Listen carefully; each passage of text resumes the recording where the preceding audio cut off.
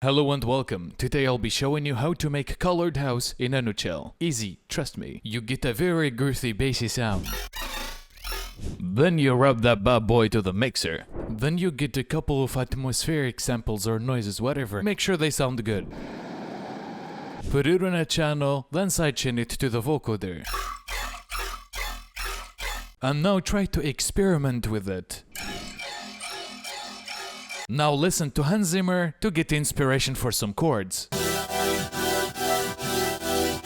Then you take your ass to play some drums. And now just produce the rest of the song. You're pretty much done. I tried to make something a little bit emotional. If you have any questions, please ask me in the comments or you can slide in my Instagram DMs. Enjoy the song and hopefully you enjoyed the video as well. See you soon.